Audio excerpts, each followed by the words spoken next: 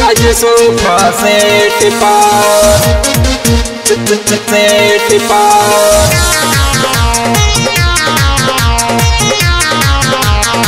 आज sofa set मिले के बोलावतानी 12 बजे रात बुझत नहीं खयरऊ तू हमार बाप मिले के बोलावतानी 12 बजे रात बुझत नहीं खयरऊ तू हमार बाप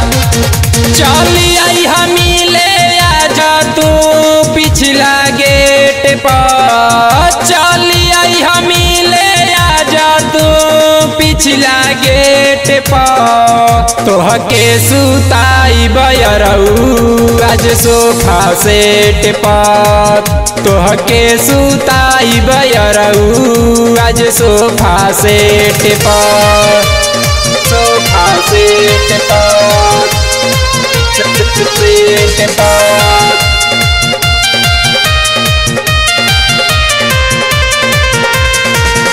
आज सोफा सेट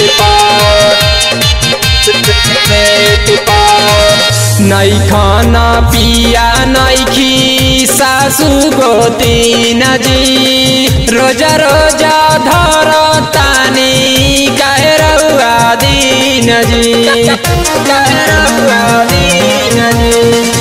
नहीं खाना पिया नहीं खी सासू गोतीन जी रोजा रोजा धर तानी कहे रहुआ दीन जी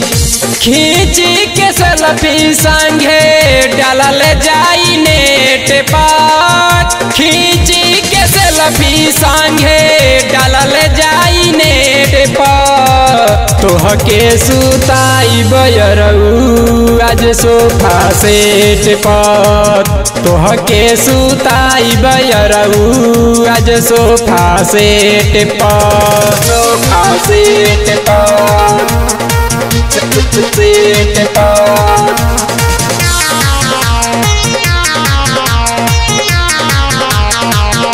आज सोफा सेट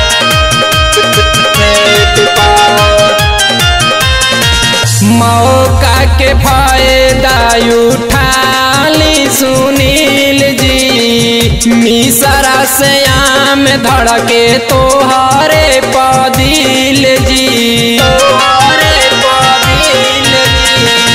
मौका के फायदा उठाली सुनील जी मिसरा से आम धड़के तोहरे पदिल जी